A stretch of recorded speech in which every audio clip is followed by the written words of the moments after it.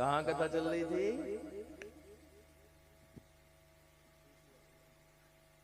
कह दो कि सो होम स्टेट BHEL में। कथा का प्रसंग कहाँ चल रहा था? बस यही मन की बात है साहब। ये मन बड़ा चंचल है। ये मन कब हमें पाप करा दे, किस क्षण हमारा मन कब हो जाए। एक स्वच्छ व्यक्ति, अच्छे व्यक्ति भी संसार से दूर क्यों रहते हैं? ये मन कब हमारा पाप करवा दे, मन कब हमारा कहां चला जाए। इस मन को जितना संभव है, और साहब मन के हारे हार है और मन के जीते जीत। मन से ही हार है और मन से ही जीत है। राजा परीक्षित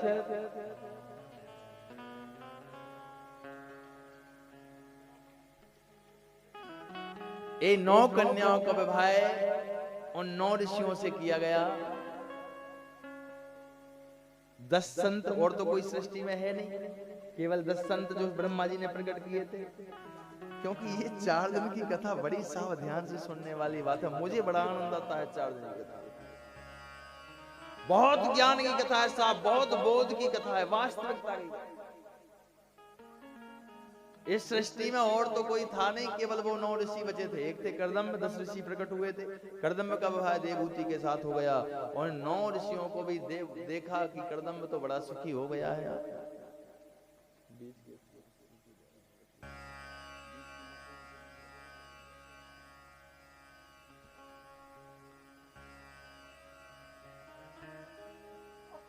राजा परीक्षित देखा कि कर्दम्ब बहुत जो है और सुखी है। मन में आया हम भी विवाह करें। और ये 9 कन्याएं उन 9 ऋषियों को ब्याहेंगी। ऐसी सृष्टि बड़ी। इधर परीक्षित ने कहा गुरुदेव कौन सी कन्या का विवाह किसके साथ हुआ हमें बताएं। कहा राजन सबसे बड़ी कन्या थी जिसका नाम था मेरे भाई बहन और कला। इनका विवाह मारीच ऋषि से हुआ। दूसरी कन्या का नाम था अनसुईया जिसका विवाह अत्रि के साथ हुआ। तीसरी कन्या जिसका नाम श्रद्धा था अंगरा ऋषि से हुआ। चौथी कन्या हबीरबू पुलह ऋषि को ब्याही गई। गति पुलस्त ऋषि को ब्याही गई। और क्रिया नाम की कन्या कीर्ति जी महाराज को ब्याही गई। ख्याति नाम की कन्या भृगु जी महाराज को ब्याही गई। अर्धंती नाम की कन्या वशिष्ठ ऋषि को ब्याही गई। और 9वीं कन्या थी जिनका नाम था शांति अथर्वा ऋषि को ब्याही गई। ऐसे 9 कन्याओं का विवाह उन 9 ऋषियों के साथ हुआ। ऐसे सारे संत ग्रस्त हो गए और सारे संत ग्रस्त हुए तो फिर जो संतों की संतान हुई उससे ये सृष्टि का सृजन हुआ। और धीरे धीरे करके साहब आज पूरी पृथ्वी तो किसी का भी कहीं से जन्म नहीं हुआ साहब, सब ऋषियों की संतान है।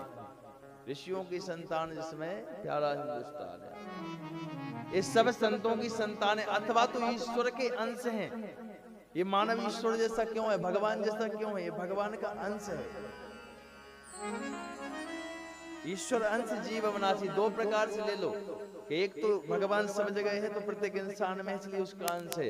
दूसरा एक फैमिली ट्री मान लीजिए, एक परिवार वृक्ष। तो आप लगाएंगे कि आपके पिता पिता प्रपिता उनके पिता उनके पिता पिता पर उनके संत, संत से ब्रह्मा, ब्रह्मा से नारायण, नारायण से ब्रह्मा हुए, ब्रह्मा से संत हुए, संतों की संतान होते होते ये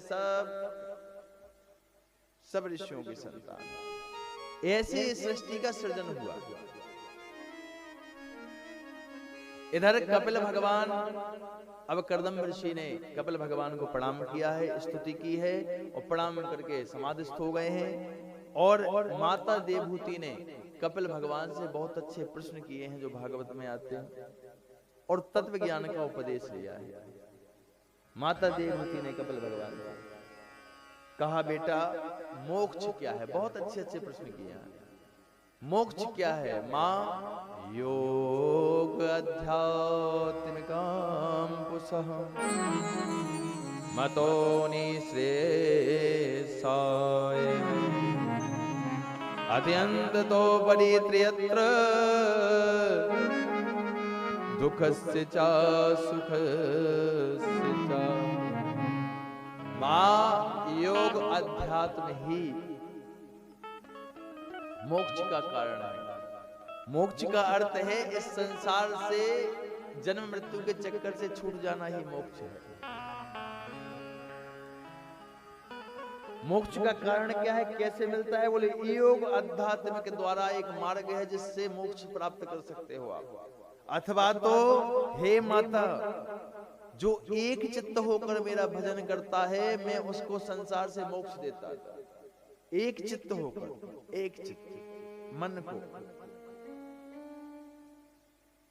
तो एक चित्त होकर सब कुछ छोड़कर मेरा भजन करता है, मां मैं उसे संसार से मोक्ष दे देता हूं। कहा बेटा सन्यास क्या है? बोले मां जो संसार के सुखों का त्याग कर देता है वो सन्यासी कहलाता है। वैराग क्या है? ज्ञान की वह पराकाष्ठा, जब ज्ञान पूर्ण होता है तो व्यक्ति वैराग की स्थिति में चला जाता है। आगे पूछा ये मानव जन्म कैसे लेता है?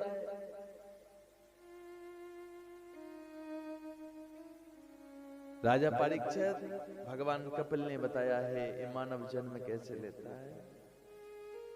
84 लाख योनि भोगता है। 84 लाख योनि भोगने के बाद कभी कुत्ता, कभी गधा, कभी गिरगिट, कभी बिल्ली, तमाम योनि में जाता है पशु पक्षी बनते हुए।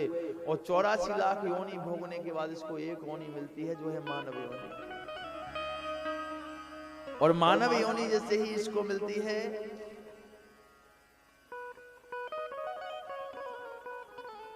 तो मानव योनि में सबसे पहले आता है ये मां के गर्भ में।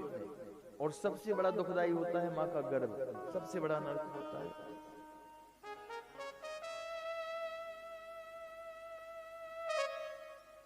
जो आज मेडिकल साइंस देखिए मशीनें आज बता रही हैं, वो कई हजार वर्ष पहले भागवत में अंकित कर दिया गया कि गर्भ की स्थिति कैसी होती है, आपका गर्भ में कैसे प्रादुर्भाव होता है, कैसे आप बढ़ते हैं गर्भ में। इतने छोटे से जो बताया साहब, जो आज मशीन ने बताई, अध्यात्म और शास्त्र हमेशा वो सिखाता है साहब हमें। इसलिए संसार के ज्ञान के साथ साथ हमें बोध होना चाहिए अपने अध्यात्म का, अपने शास्त्रों का, अपने वेदों का। इसीलिए जुड़े रहना चाहिए शास्त्रों से। सबसे बड़ा गर्भ, सबसे बड़ा नरक होता है मां का गर्भ। जब ये जीव तमाम योनि पूर्ण करके मां के गर्भ में आता है तो सबसे पहले मेरे भाई बहन 5 दिन का जब होता है तो एक बूंद के बराबर होता है, एक बूंद। 10 दिन में मां एक बेर के बराबर होता है। कपिल भगवान मां देवहूति को ज्ञान दे रहे हैं। 1 महीने का जब होता है तो सबसे पहले सिर का निर्माण होता है, सिर बनता है। दूसरे महीने में हाथ पैर का निर्माण होता है। तीसरे महीने में रोम हड्डी बनती है और स्त्री पुरुष का चिन्ह बनता है। चौथे महीने में मांस आदि आता है और जीव आ जाता है।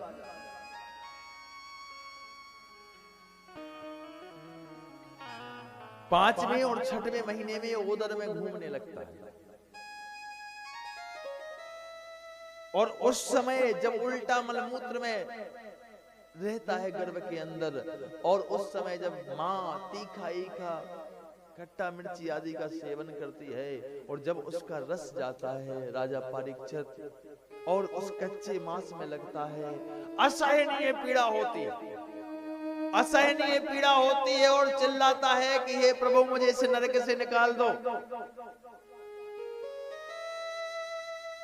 एक बार मुझे इससे बाहर निकाल दो।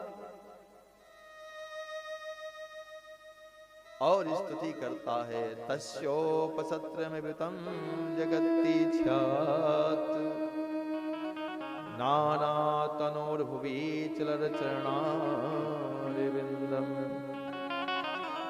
सोऽहं व्रजामि शरणं हृदयगतो भयं मे एने दर्शी गति दर्श्यातो अनुरूपा। और वचन देता है प्रभु एक बार इस नरक से निकाल दो, मैं सिर्फ तेरा भजन करूंगा। उस नरक में लटक के उल्टा वचन देता है, प्रॉमिस करता हूं भगवान एक बार इससे बाहर निकाल दे, संसार में सिर्फ तेरा भजन करूंगा। कौन दे के आया है ये वचन? कौन दे के आया? आप, हम।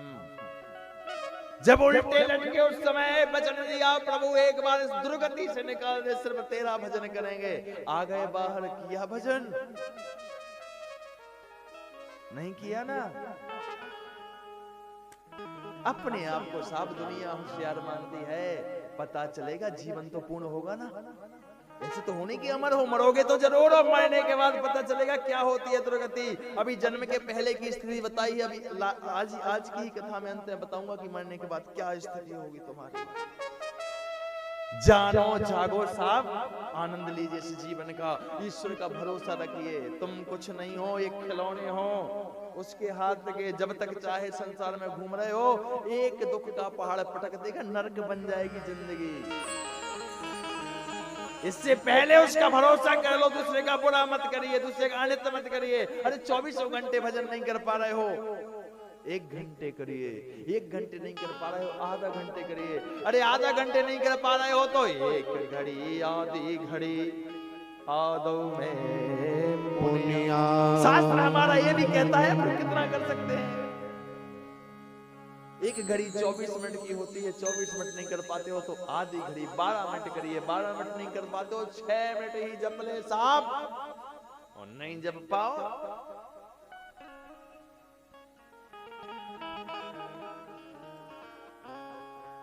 चुल्लू भर पानी में डूब के मरो। सत्य है, सत्य कड़वा जरूर होता है लेकिन सत्य है। आज ध्यान नहीं आएगी मेरी बात, जिस दिन साहब विपत्ति आएगी, मरोगे, आत्मा भटक जाएगी, उस दिन ये ना सोना ना चांदी, दुनिया का कोई चीज काम नहीं आएगी। सब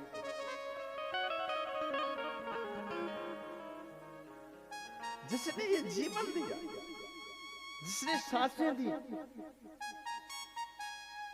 जिसने हमें बनाया, जन्म लेने के पहले कोई फॉर्म नहीं भरा था तुमने कि हमें BHL देना, झांसी देना, हमारा जन्म देना, हमें माँ बाप देना, हमें ये देना। उसकी मर्जी से आया हो ना इस संसार में। हे तुम ही ने अदा की मुझे जिंदगानी, हे प्रभु, हे तुम ही ने अदा की मुझे जिंदगानी। तेरी महिमा फिर भी ये मैंने ना जानी, तो सजावार हूँ मैं, गुनहगार हूँ।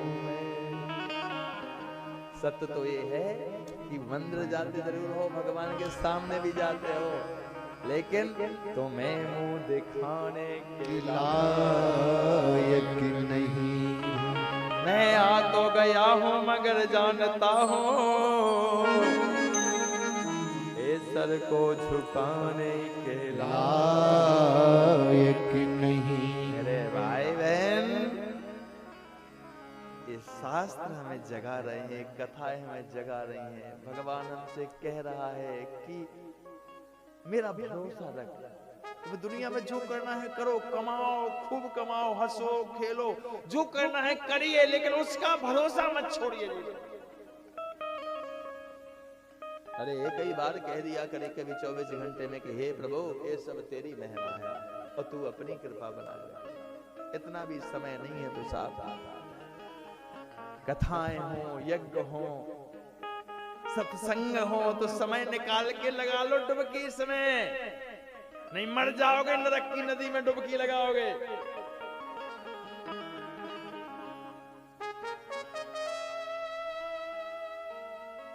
जिसने लाइफ टाइम का समय दिया, मुझे हंसी वहां आती है जब लोग कहते हैं क्या बताएं, समय नहीं है, वो 1 घंटा लेट हो गए, अब वो आज आ ही नहीं पाए, कल आएंगे। समय नहीं है किसके प्रति? उस ईश्वर को समय नहीं है जिसे लाइफ टाइम तुम्हें दिया।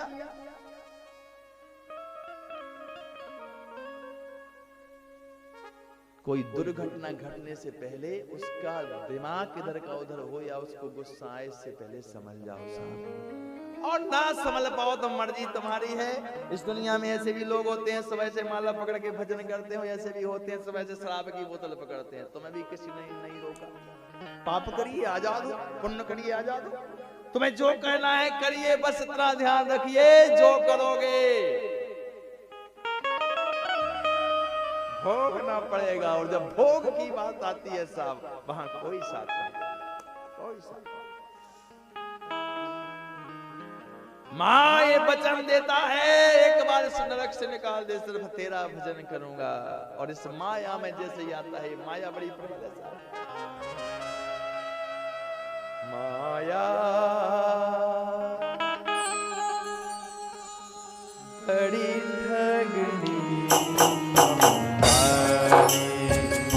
माया बड़ी ठगनी हम जाने, माया बड़ी ठगनी हम जाने, माया बड़ी ठगनी हम जाने,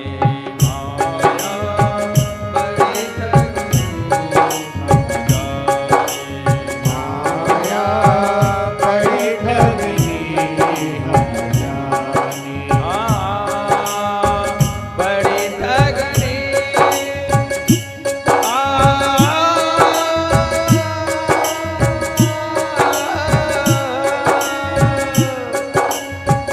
बड़ी ठगनी, बड़ी ठगनी,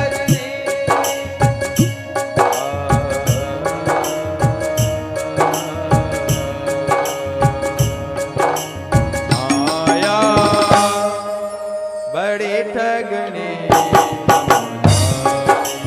माया बड़ी ठगनी हम जाने, माया बड़ी ठगनी हम जाने, माया बड़ी ठगनी हम जाने,